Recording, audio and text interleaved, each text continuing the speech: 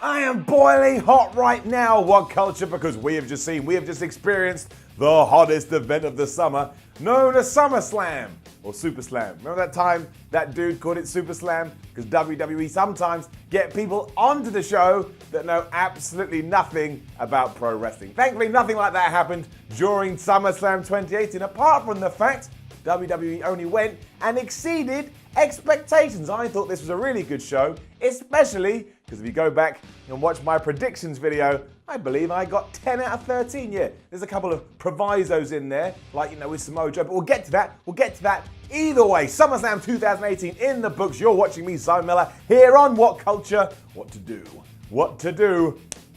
Let's up those downs.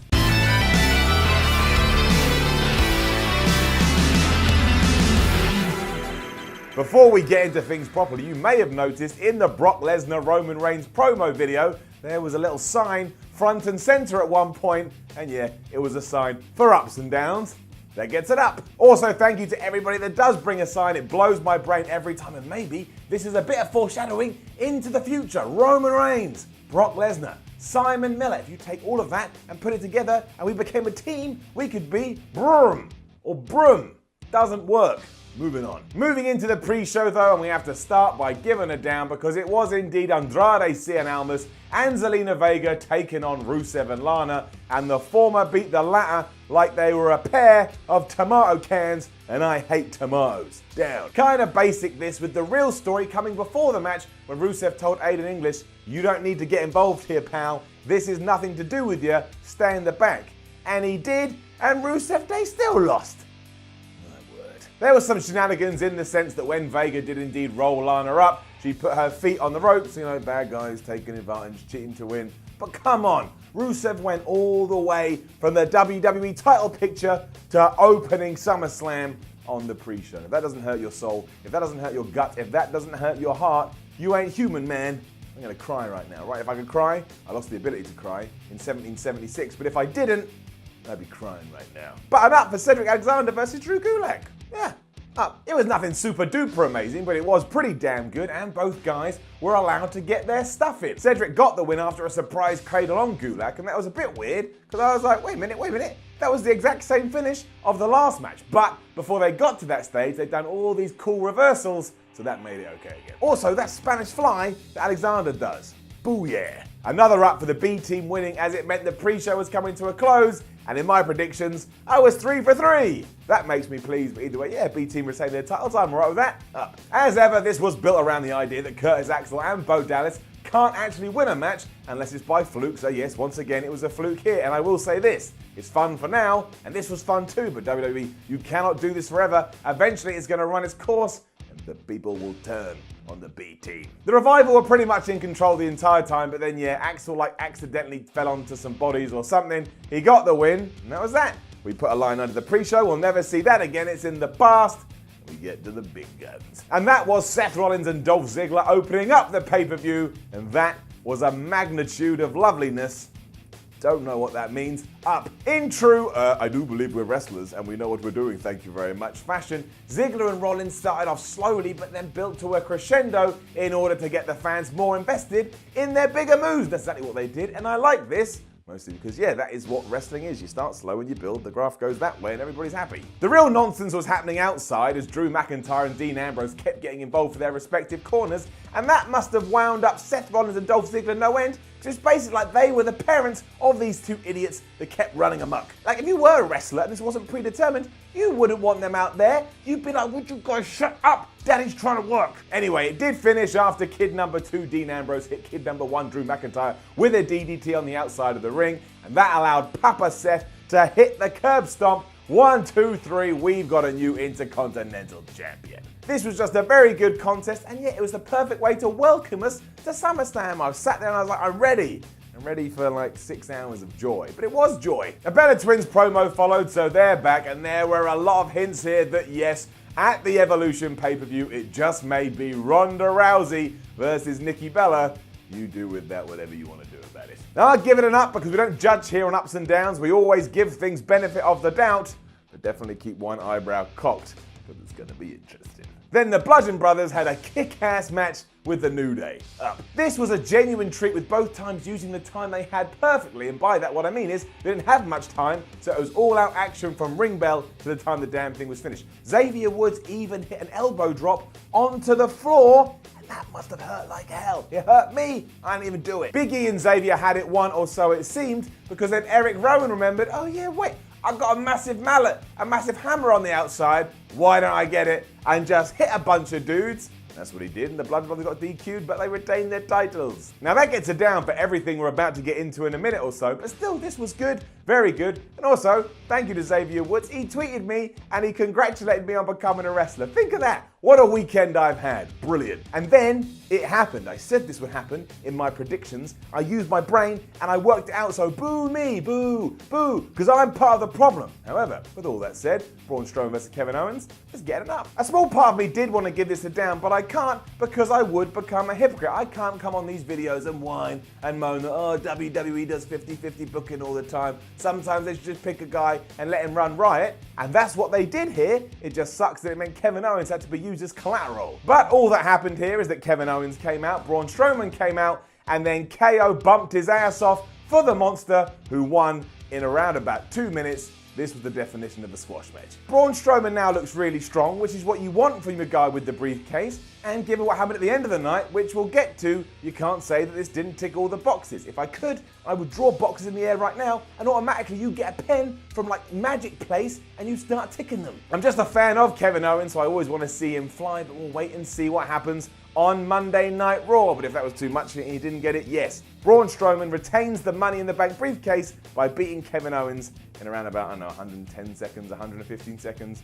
It was very short. Which brings us to Becky Lynch versus Carmella versus Charlotte for the SmackDown Women's title. And before all this, I'd expressed a lot of concern, a lot of worry that WWE were thinking about turning Becky Lynch heel, and that would be crazy because she's just so damn likable. Now, I don't actually know what they did do here. We need to see what's going to happen in the weeks and months, but up. Basically, it's the finish that we should focus on, although huge props to WWE because all the build and all the storytelling you've done for this match meant as it came on, I was really intrigued and I really wanted to see what was going to happen. As it turned out, Charlotte was going to win after hitting the natural selection on Becky Lynch, but she only did that after Lynch had Carmella in the disarmer, so essentially Flair stole the win. Kinda, not really, but kinda. After some teasing that this was okay and even a little hug, Becky Lynch decided, no, this is not cool, I'm not happy with this, and she started to kick the behind of Charlotte Flair, including chucking into a barricade and across the table as the fans lapped it up and went bonkers. Charlotte even got booed. I'm not sure how that makes any sense. She didn't do anything wrong, but I don't care. This was pure fire from Becky Lynch, and I can't wait to see what happens with this feud. There's proper narrative here, and I imagine we'll get a big blow-off match at Evolution. Where's my magic marker and tick boxes again? Then it was AJ Styles versus Samoa Joe for the WWE title, and we always knew that these two were going to have a good match, even if it is going to get a tiny little telling off in 1 second. It was just more evidence of two premier workers showing they know what they're doing, because they started off really slow before they exploded with rage into your face. I've done it again. That's the second time this weekend I've made innuendos. I don't mean to make innuendos, still, they went big. Samoa Joe kicked out of the Styles Clash and also got thrown into the steel steps and K'd up a little bit bloody, and you can completely believe that these two hated each other, especially when the Samoan one spied AJ Styles' family. For you see, when he did, the challenger went up to Styles' wife and kid and said to them, I know I told you daddy's coming home, but he's not. Don't worry, I'll be your new daddy. I mean, are you kidding me? Are you kidding me? What a fabulous heel Samoa Joe is. What an asshole thing to say. I also cheered that. What does that say about me as a human being? It was just so good. I went, yeah, that's right. You talk to AJ Styles' wife and say that you're going to be the new father of their child. That is so weird, but I cheered. This enraged AJ, which made sense to the point he lost his mind and he hit Samoa Joe with so many chair shots, he got disqualified. Now that actually sucks a little bit, because that's the exact same finish we saw in the tag team title match. All we did was switch out hammers and bring in chairs. Didn't hurt anything though, because AJ Styles finished all this by hugging his wife and kid. What a babyface hisses, as Samoa Joe realized what was going on and looked like he was about to kill someone. So this feud could continue and actually wrapped it up in a lovely little package. But still, repeating the same finish we don't like that here on Ups and Downs. Elias popped out afterwards. He went to do his set, but then his guitar broke. And that was that. There was no Bobby Lashley. They did this, like that John Travolta thing. Pointless. Down. A huge up for The Miz and Daniel Bryan though, because I just like this feud, even more so because before the match started, the B team got in The Miz's face. He was all like, go do this for me, go do that for me. Like, we don't work for you no more. We're the tag champs. Now go out there and get your ass kicked. That's right, Bo. That's right, Curtis. You give your former boss sass up. This was actually a little more than even I was expecting. The story here being that no matter what The Miz did, Daniel Bryan was always the better wrestler, but because The Miz was so tenacious and didn't want to give up, they had a nice back and forth contest. Bryan also did a drop kick through the ropes, which gave me the fear because I worry about his head. Why I need to worry about Daniel Bryan's head, I don't know.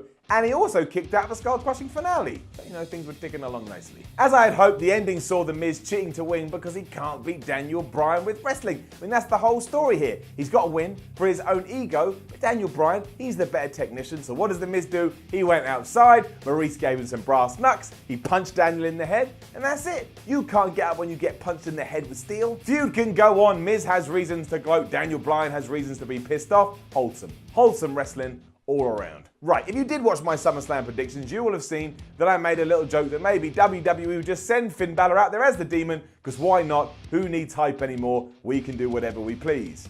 That actually happened. Just getting up. Now, yes, I would have preferred even the tiniest clue before this, just so we could have enjoyed the feud a little bit more, because let's face it, it did lose steam, but in terms of SummerSlam, this was great. It was a surprise, it gave Finn momentum, and it allowed him to beat Baron Corbin in no time at all. I mean, I think he literally got in the ring, hit a sling blade, hit a dive, hit a drop kick, hit the coup de grace, and it was over. Finn Balor won. Sweet, I can get behind that, especially on a 5-hour plus show where I want you to change the pace up. This changed the pace up, so I've got to salute WWE and say this was brilliant booking. I'm very impressed. I'm very proud of you. Also, it got a reaction. Sometimes a reaction is all we actually need. There was a tease for Daniel Bryan and Brie Bella taking on The Miz and Maurice next, and I don't know how I feel about that just because it makes no sense in terms of the storyline. Why would two guys that probably hate each other then want to get other people involved when they should just want to beat each other up within an inch of their lives? I mean, I'll see what's going to happen, but in context, that don't make no sense. Down. Shinsuke Nakamura against Jeff Hardy for the US title followed,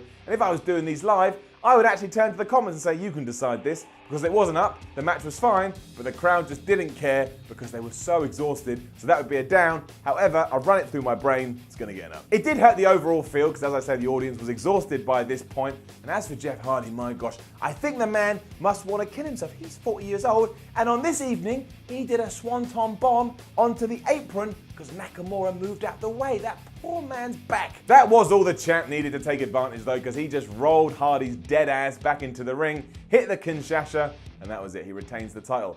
Then Randy Orton came out. He surveyed the situation as if he was some kind of health and safety officer, and then he left. Cheers, Randy. Thanks for that. Was this voices in your head? It went, oh, Randy, go out to the ring. And then you did, and realized you looked like a fool, so you went back. I don't know what this was. I do know, never shaken Randy Orton's hand. Ronda Rousey versus Alexa Bliss for the Raw Women's Championship now, and it happened. I said I wanted it to happen. I'm pleased it did happen. Yeah, no. What am I talking about? Well, this was basically a squash match, and it may be one that you're out there thinking, this doesn't help Alexa Bliss at all, and I disagree. We have seen Ronda Rousey take other women apart for real in the UFC, so why can't we do it here? And you can't pretend it didn't work. Now, Ronda Rousey looks more like a badass than she ever did. Ronda basically had an answer for everything Alexa threw at her, and we had that really cool ending, because when Ronda did lock in that armbar, Alexa Bliss has got that weird double joint and stuff, so it looked like the now champ had broken her damn arm. It looked disgusting, but it also looked great, and the Bellas were at ringside for this, so that's more seed planting here. And we had a very nice emotional moment where Ronda Rousey hugged Natalya, and that made me feel good, and I watch wrestling to feel good. How can anyone be upset with this? And also, yeah, at SummerSlam, which is the second biggest pay-per-view in the WWE calendar, mainstream star Ronda Rousey wins the Raw Championship. And I've seen some people going, you can't just have her come in and run through everyone. That never works. It does. His name was Goldberg, and really we should do it more. Which brings us to the main event, and boy howdy, this could have gone badly, couldn't it? We were all worried, but from my vantage point, I think fair play again. WWE, you did everything right, yeah, no. The intrigue was introduced straight away because Braun Strowman came out and he said, whichever one of you two fools wins, I'm coming down there and I'm cashing in my Money in the Bank briefcase. So all of a sudden, as fans, we could enjoy the match, but also keep looking over there like, oh, what's he gonna do? What's What's he going to do? That's smart booking right there, because it gives you something to cheer, even if you just wanted to boo Roman Reigns and Brock Lesnar. On top of that, this was all pretty damn fast, which kept people occupied even more. The twist coming when Brock Lesnar just decided, I'm going to go beat up Braun Strowman for a while. He gave him an F5, and then he picked up his briefcase, and he threw it so far away, I actually think it's still moving now. It was like that time with Lesnar in the car door. Dude, you gotta stop doing this. One day you're gonna hit somebody in the crowd, and that's gonna be bad. Lesnar shouldn't have done that though, because it allowed Roman Reigns to recover, and as the Beast got back in the ring, the big dog hit him with a spear. Finally, Roman Reigns is the new Universal Champion, and all this nonsense, all this back and forth that we've had to see WWE management doing is put to bed. Whether you like it or not, this has got to be the right decision, because one, the Universal title is now back on Raw, and two, finally whatever hard-on Vince McMahon had for this can calm down again, and whatever happens when an erection dies. Why am I making penis references? Admittedly, the camera did cut away from all of this as soon as humanly possible, I imagine, to try and keep the booze as low as possible, but it doesn't matter. This is how SummerSlam 2018 should have ended, and when it was all said and done, I look back and went, that may have been a 5-hour show, maybe a bit longer, but it was damn entertaining, which proves when WWE wants to do it, they can. And they ain't got no excuse, WWE. If you raise the bar, you can't lower the bar, because that don't make no sense. So yeah, I'm indeed throwing my hat into the I liked SummerSlam ring, which will surprise nobody, because I'm a positive chap, but I think it exceeded expectations. That's what I think. I may even go back and watch a few of the matches again. And that is a testament to a damn good wrestling show. Now, don't forget to leave a comment below and let us know what you thought about last night's SummerSlam 2018. Like, share, and subscribe. Head over to whatculture.com where you can read more articles about SummerSlam and the fallout. Follow What Culture on Twitter at WhatCultureWWE. My name is Simon from What Culture. Thank you for watching, and we've got a cool week lined up now because Raw's going to be interesting and SmackDown's going to be interesting, so make sure you coming up those downs with me for those respective shows. Disappear. Don't have magic powers. Who does have magic powers? Bray Wyatt. He's got magic powers. He could disappear. I think Papa Shango disappeared once. Just walk off. It's going to make the lights up a bit, but I'll walk off. Don't usually do that. There you go. Look, shadows. I'll see you. Yeah. Thanks. Bye.